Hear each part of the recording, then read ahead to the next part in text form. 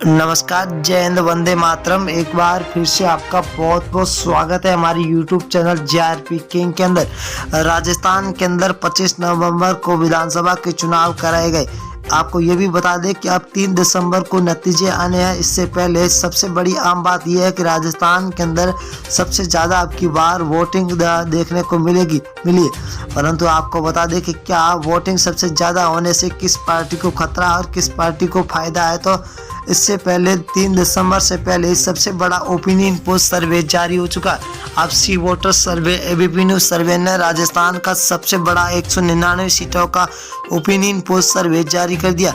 वाकई में राजस्थान में किस पार्टी की सरकार बनती हुई नजर आ रही है, तो हम आपके बीच में लेकर हाजिर हुए 199 सीटों का सबसे बड़ा आज तक का जिले की बात करें तो बाड़मेर है। बाड़मेर के अंदर 7 सीटें, 7 में से बीजेपी को 2, कांग्रेस को 5, तो यहाँ पर अन्य को 0 सीट मिलती हुई दिखाई दे रही है। बाड़मेर कहा जाता है कि कांग्रेस का गढ़ माना जाता है। अगर हम भीलवाड़ा की बात करें तो कुल 7 सीटें, 7 में से बीजेपी को 3, कांग्रेस को 4, आम आदमी पार्टी को 0 और अन्य को भी 0। यहाँ पर भीलवाड़ा के अंदर बीजेपी और कांग्रेस दोनों बराबर की रणनीति पर चल रही है। अलवर की बात करें तो अलवर के अंदर 11 सीटें, जहाँ बीजेपी को 6, कांग्रेस को 5, RLP यहाँ पर 0 पर है। यहाँ पर कांग्रेस और बीजेपी दोनों को बराबर सीटों की भगदड़ मची हुई दिखाई दे रही है। अगर हम जयपुर की बात करें तो जयपुर के अंदर 19 सीटें, 19 में से बीजेपी को 8, कांग्रेस को 11, तो RLP यहाँ पर 0 पर है। यहाँ पर कांग्रेस बढ़त बनाती हुई दिखाई दे रही है। तो बांसवाड़ा जिले की बात करें तो बांसवाड़ा के अंदर कुल 5 सीटें, 5 में से बीजेपी को 2, कांग्रेस 3 सीटों पर बरकरार नजर आती हुई दिखाई दे रही है। अगले जिले की बात करें तो सिरोही जिला है। कुल 3 सीटें, 3 में से बीजेपी को 1, NIC मतलब कांग्रेस को 2 और RLP यहाँ पर 0 पर है। सिरोही के अंदर कांग्रेस और बीजेपी के बीच में कड़ी टक्कर है। ये है सबसे बड़ा जिला नागौर जिला। नागौर के अंदर 10 सीटें, जहाँ बीजेपी को 3 तो कांग्रेस को 3।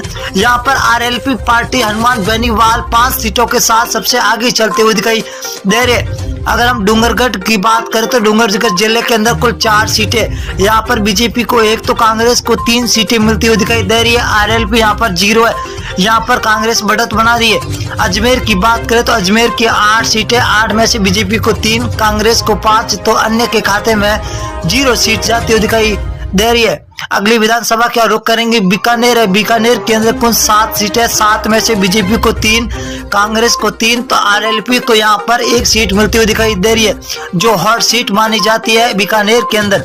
अगर हम 12 जिला की बात करें तो 12 जिले के अंदर कुल 4 सीटें, 4 में से बीजेपी को 1 तो कांग्रेस को 3, RLP यहाँ पर 0 पर।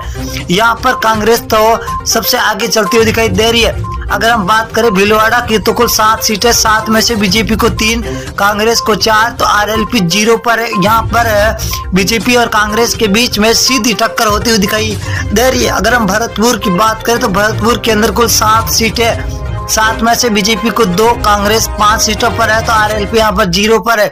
कांग्रेस और बीजेपी के बीच में हर जिले के अंदर कड़ी टक्कर देखने को मिलती हुई दिखाई दे रही है। अब की बार राजस्थान के अंदर सीकर की बात करें तो कुल 8 सीटें, जब बीजेपी और कांग्रेस दोनों को 4-4 सीटें मिलती हुई दिखाई दे रही है, तो यहाँ पर RLP 0 पर है।